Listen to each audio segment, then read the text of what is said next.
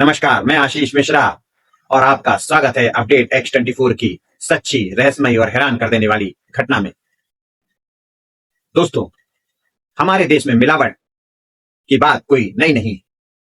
दूध में मिलावट, घी में मिलावट, मसालों में मिलावट, दवाइयों में मिलावट और तो और कई बार रिश्तों और भरोसे में भी मिलावट देखी गई।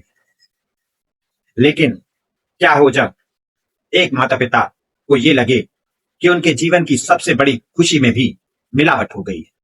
सोचिए, एक माँ 9 महीने बच्चों को कोख में रखे, दर्द सहे, उनकी धड़कनें सुने और आखिरकार उन्हें जन्म दे और जन्म के कुछ दिन बाद उसे पता चले कि जिन बच्चों को 9 महीने उसने अपने घर में धारण किया था वह उसके जैविक बच्चे नहीं है। ना पिता का डीएनए मैच हो रहा है, ना ही माता का। क्या ऐसा हो सकता है कि 9 महीने जो माँ अपने बच्चों को गर्भ पर रखी हुई है फिर भी उसका डीएनए उसके बच्चों के साथ मैच न करे? और अगर ऐसा है तो यह देश का अपने आप में पहला एक ऐसा विचित्र मामला है। यह घटना दिल्ली के एक दंपत्ति की है जो पिछले कई महीनों से इस सवाल की तलाश में जुटा है और इसका जवाब उसकी जिंदगी बदलने वाला है। अब सवाल केवल बच्चियों का नहीं, सवाल यह है कि अगर ये बच्चे उस माता के नहीं हैं तो आखिर उसके असली जैविक बच्चे कहां हैं? एक तरफ ये दो नन्ही परियां जिन्हें यह अपना प्यार दे रही है, अपना समझकर पाल रही है, और दूसरी तरफ दो डीएनए रिपोर्ट जो बार बार कह रही हैं कि ये इनके जैविक बच्चे नहीं हैं। और क्या पता जिनके पास इनके जैविक बच्चे हैं उन्हें भी पता है कि नहीं, कि जिन्हें वह पाल रहे हैं वह उनका खून है ही नहीं। दोस्तों, यह मामला किसी फिल्म की घटना नहीं, यह एक सच्ची घटना है कि गूंज दिल्ली पुलिस के दफ्तरों से लेकर अदालत तक गूंज रही है। इस कहानी में हम जानेंगे कि राहुल और मीनू कौन है, क्यों उन्होंने आईवीएफ का सहारा लिया, और जिन दो जुड़वा बच्चियों का जन्म हुआ तो क्यों उनके माता पिता को शक हुआ कि ये उनके जैविक बच्चे नहीं हैं, और दिल्ली पुलिस क्यों पहले कार्रवाई में इतनी देरी कर रही थी। साथ साथ दो सवाल जिन पर यह पूरी घटना केंद्रित है, और एक बात, डीएनए रिपोर्ट जो अपने आप में एक वैज्ञानिक प्रमाण है जिसे कोई झुठला नहीं सकता, वह इस केस का इकलौता सच्चा गवाह है।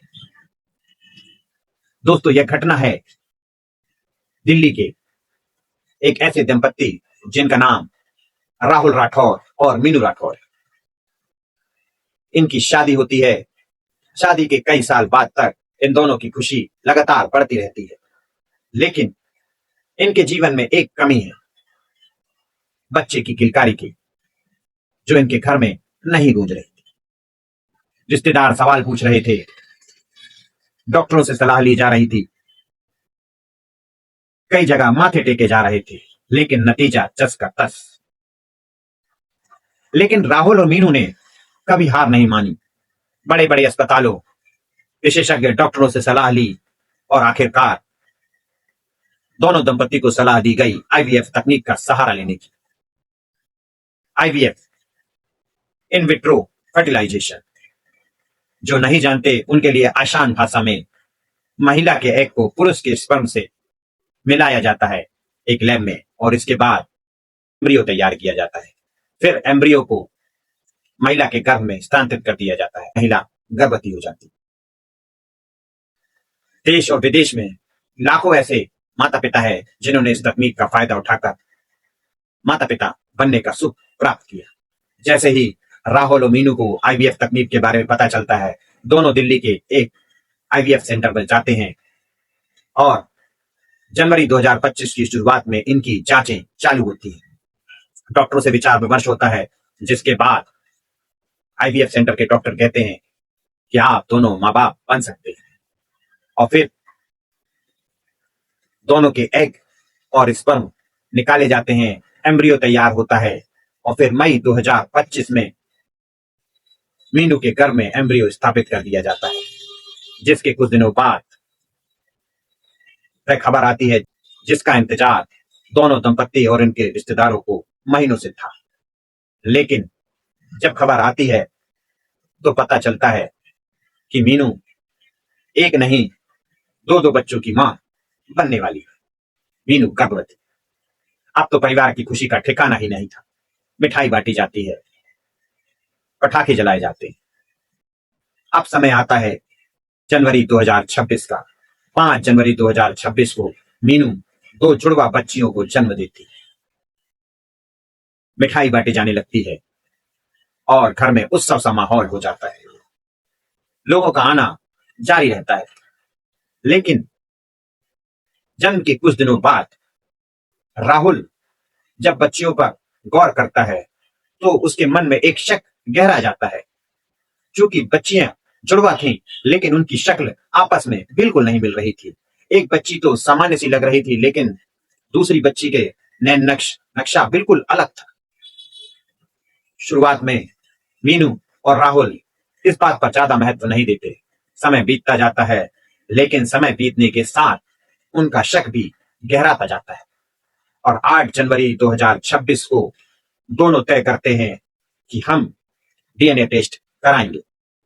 और इसके बाद एक लैब में जाकर दोनों डीएनए टेस्ट करवाते हैं और जब उसकी रिपोर्ट आती है तो पता चलता है कि दोनों बच्चियां इन दोनों की संतान है ही नहीं। डीएनए इनके साथ मैच ही नहीं कर रहा। राहुल और मीनू को तो बिल्कुल भरोसा ही नहीं होता और उनका शक और गहराता जाता है। फिर एक बार ये अपने मन को कड़ा करते हैं और 16 जनवरी को फिर से डीएनए के लिए जाते हैं। लेकिन इस बार फिर रिपोर्ट में वही आता है कि ये दोनों बच्चियां इनकी जैविक संतान नहीं है, जिन्हें ये इतने प्यार से पाल रहे हैं। अब सोचिए, एक मां जिन बच्चों को प्रेम से पाल रही है, 9 महीने जिसे उसने अपनी कोख में रखा, उसे पता चलता है कि यह इनकी जैविक संतान नहीं है। और अगर यह इनकी जैविक संतान नहीं है तो इनकी संतान है कहां? क्या उसे भी वह प्यार मिल रहा है? फिर यह डायरेक्ट सीधे आईवीएफ सेंटर पहुंचते हैं। डॉक्टरों को यह बात बताते हैं, डीएनए रिपोर्ट दिखाते हैं, लेकिन डॉक्टर टाल मटोल करते रहते हैं। बोले कुछ समय इंतजार करो। समय बीतता जाता है।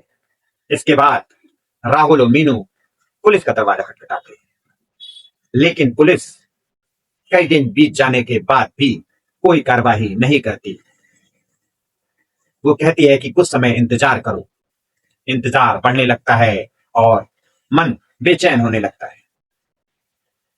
आखिरकार राहुल और मीनू अदालत का दरवाजा खटखटाते हैं और इसके बाद यह खबर वायरल हो जाती है। अदालत जब डीएनए रिपोर्ट देखती है तो वह जांच के आदेश देती है। फिलहाल अभी पुलिस की जांच चल रही है और यह कहना बिल्कुल संभव नहीं होगा कि आखिर मीनू और राहुल के अपने जैविक बच्चे कहां हैं। कहीं वे अस्पताल में तो नहीं बदल गए? क्या आईवीएफ सेंटर में कोई गलती हुई? कहीं किसी और का एम्ब्रियो मीनू के गर्भ में स्थानांतरित तो नहीं कर दिया गया? इन सवालों के जवाब तो अपनी जगह है, लेकिन 2 बच्चियां जिन्हें ये पता ही नहीं कि उनके जन्म लेते ही एक ऐसा सवाल खड़ा हो गया है जो सारे देश को और इस देश की जांच एजेंसियों को हिलाने वाला है। दोस्तों, अब असली सच्चाई क्या है यह तो पुलिस की आगे जांच में पता चलेगा, लेकिन एक मां का हृदय पल पल अपनी जैविक संतान और उन 2 नन्ही बच्चियों में खोया हुआ है, तड़प रहा है। आपकी इस बारे में क्या राय है? कमेंट बॉक्स में जरूर बताइएगा।